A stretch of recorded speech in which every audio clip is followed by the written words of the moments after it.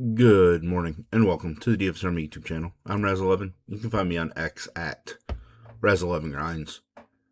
Here to bring you some pitching for today, the 26th of July.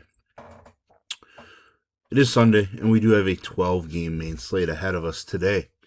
Some slight weather concerns in Minnesota, but I think most of everything is going to be solid. So we get to take a look at pitching for what it is. I haven't looked at the temperature across the country, but the last few days we've seen a lot of games with some temperatures down. I think yesterday there were only 14 home runs hit or something like that. A lot of people talking about the baseballs, but from my understanding, it's just not many balls were hit that were expected home runs. I think there were just 2 additional home runs that, based on the StatCast metrics, would normally be home runs. So it's not the baseballs. It's just the weather plus pitching really did it yesterday too, keeping the ball in the yard. So since this is a pitcher video, hopefully we get a day where they're able to keep the ball in the yard again. Pretty low scoring from a DFS standpoint yesterday and pretty much this weekend. So, but anyways, this is a first look at the pitching options on the slate, and I will be looking at DraftKings as that is where a majority of my action is. If you play in FanDuel, cut my pool in half or so. Pricing isn't quite as tight. You don't have to be as creative. It allows you to get stacks you want with an upper tier-ish pitcher. Now, with all that said and done, let's just jump in. We got 24 pitchers. We're trying to drop that down in half or so, so that we can spend the next little bit trying to trim, say, 12 to 14 pitchers down to, 7 to 9, roughly. Obviously, the lower you can get, the better, I think, because it helps you eliminate combinations, and that's what we're trying to do, because there's so many combinations out there with stacks and then pitcher combinations that it's so tough. In reality, a bunch of those lineups just end up being dead, an hour into the slate just because. So we're trying to eliminate dead combinations as much as possible. Toronto, Boston. Yesterday's pitching matchup on paper was great. Sonny Gray wasn't all that sharp, but Dylan Cease, complete game shutout, just throwing a ton of pitches, striking people out. Cease just looks so damn good. Ranger Suarez is expected to finally return. They're talking about an illness is what kept pushing him back. I think it's got to be a combination of that, and maybe he's just not physically ready. I don't know. I'm interested because I do like the spot, only because Toronto has struggled so much. They're pointing it out right here. Team OPS of 603 over the last 18 games. So basically in July. I think that Suarez is in play. He put up 41 DK points against them the first time he faced them. I'm not expecting that. We don't exactly know exactly how many pitches he's going to throw, and that's one of the biggest things. Trying to see, I don't remember what they were from a rehab standpoint.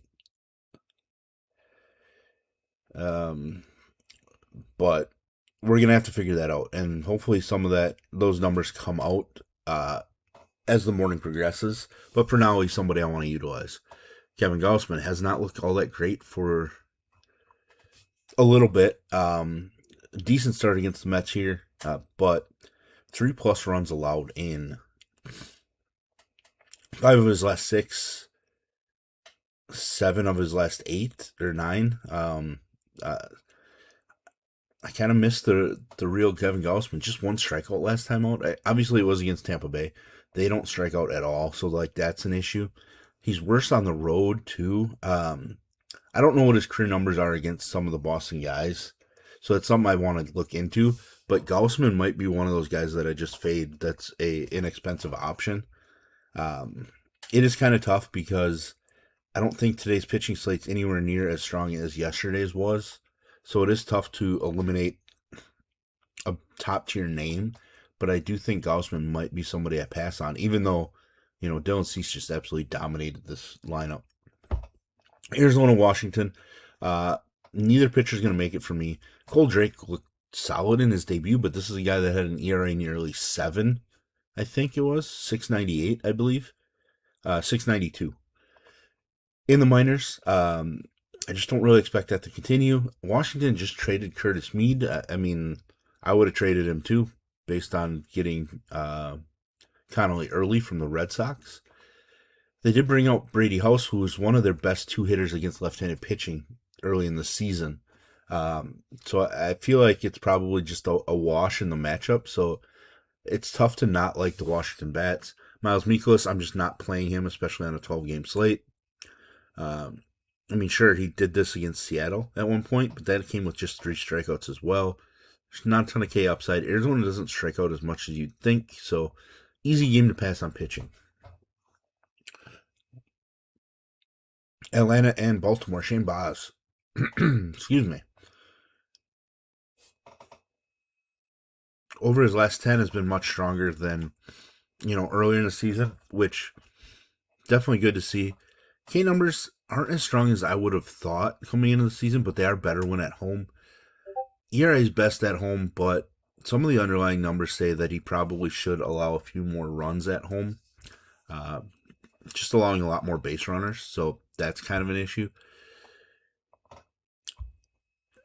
I don't mind taking gambles with upside pitchers against the Braves. I don't really love mediocre pitchers, especially right-handed pitchers against the Braves.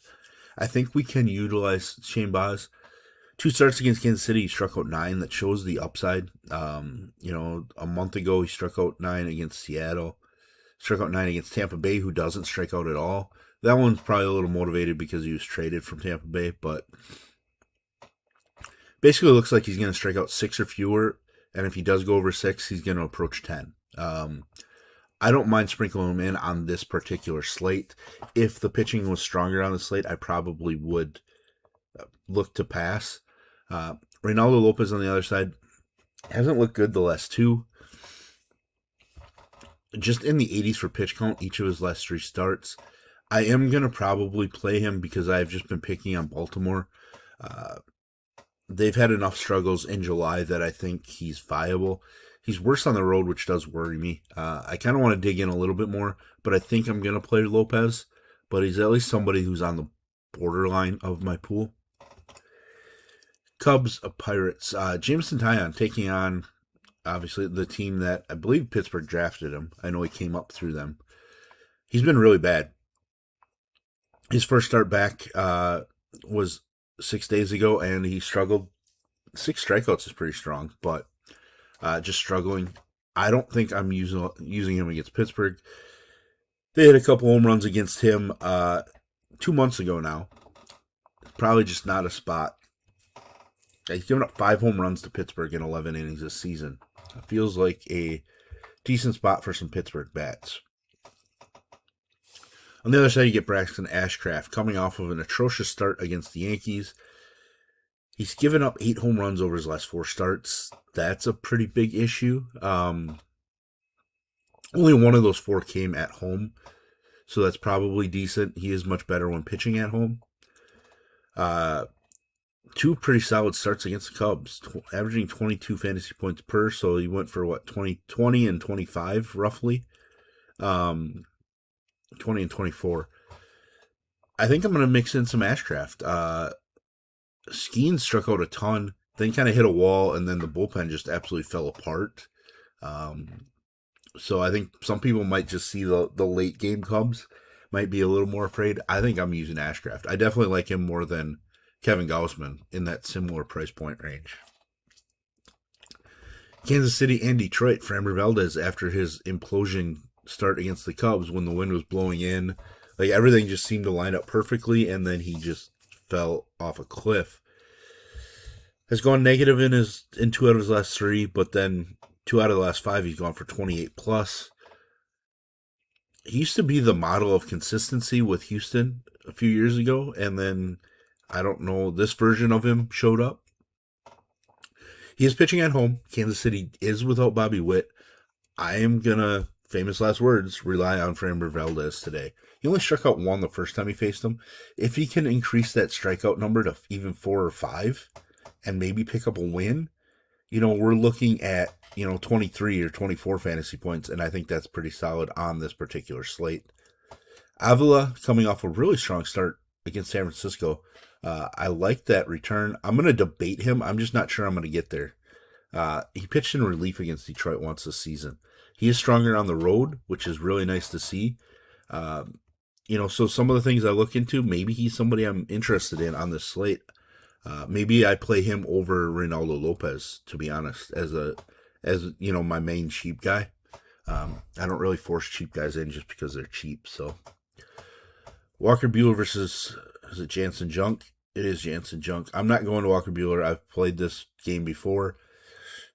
Certainly capable of doing things. I just don't know if there's enough upside for him against Miami. They're kind of a contact-oriented team aside from Kyle Stowers, really. Jansen Junk, not really interested there either. Multiple home runs allowed in 3 out of his last 5 starts. A lot of walks, not a ton of strikeouts. I think San Diego's probably in a decent spot offensively. Dodgers and the Mets. Sheehan has not looked great recently. The Mets are without Soto going on the IL, so I am going to sprinkle in some Emmett Sheehan just because there's K upside in his arm. He's just volatile, can give up some home runs, have some of those issues. Freddie Peralta, I'm done with the curious case of Freddie Peralta. I'm just not using him against the Dodgers, so congrats on your 27 fantasy points for those that use him today. I will not be. Houston and the White Sox. Ronel Blanco looked pretty solid in his first start back. 8 strikeouts in 4 2/3. Did give up 2 home runs and walked 3 against Miami. I'm going to use him. There's upside. If he can avoid some walks and maybe give up 1 less home run, all of a sudden we have a pretty strong start. It is a volatile spot against the White Sox. They do have some power in that lineup, of course, but there's strikeout upside. I'm going to mix in some Ronel Blanco on this slate. Eric Fetty, I've used him a couple times recently. Doesn't feel great to do so. He's only thrown 55 and 64 pitches in his last 2 appearances, despite being really solid in those appearances. I'm not using him on a 12-game slate at this point. A's Twins, Connor Prelip, I think, is finally coming back. I thought he was going to pitch yesterday, and then I left for the day, and he just didn't yet. So he made 1 rehab start, so it is what it is. He has big-time K upside, so I am going to debate him. He did only throw 3 innings in his rehab start, so he might be a bit limited, so that's the question that we have to debate. We could see him throw just, 70, 75 pitches, which not the greatest thing because he racks up pitch count early, but his second to last start before going on an IL with a blister issue, 10 strikeouts. Plenty of upside, plenty of volatility. I think I'm going to consider Prelip, but he might be one of the last guys I remove from my pool. Jeffrey Springs just giving up a ton of home runs. I have no interest in him against the Twins at this point. Colorado, Milwaukee. I'm not using Kyle Freeland, even though I don't mind left-handed pitching against Milwaukee. Freeland's pretty bad on the road. Pitches better at home, which is so weird, but it is what it is. Mizorowski on the other side. I am using Mizorowski, but I do have some worries. He only threw 65 pitches in his first start back, complained of having, some leg and mechanics issues. There's a chance that they do limit him to 75, 80 pitches. So it is something to pay attention to. But I will be using Mizorowski because he can get there in that many pitches. Cincinnati, St. Louis, I'm not interested in Abbott. Maybe I should be, but I'm just going to pass and hope that he doesn't bite me. Kyle Leahy, I am going to go back to. Cincinnati provides a bunch of K upside, but he's been pretty bad against them, so it is tough. But I think he's somebody that can reward us on this slate. Last game on the slate, Seattle and Texas. Gilbert and DeGrom. We're going to use both pitchers for sure. Logan Gilbert hasn't been great against Texas this season, so that's a worry. He's been pretty solid on the road. Just 1 home run allowed in 48 road innings, so he's definitely in play. And DeGrom definitely in play, but his last couple starts have not been good. And he was okay against Seattle previously from a fantasy point perspective. From a dominance perspective, he was really good. And he's pitching at home where he's at his best. So there we have it. There's a first look at pitching. If you enjoyed what I'm bringing to you, please hit the like button, hit the subscribe button, turn the notification bell. I'll get to you alert anytime we drop videos here at DFS Army. If you want to join us, get access to our coaches, tools, sheets, Discord, etc., there's a link in the description below. Promo codes are listed as well. Best of luck, everybody.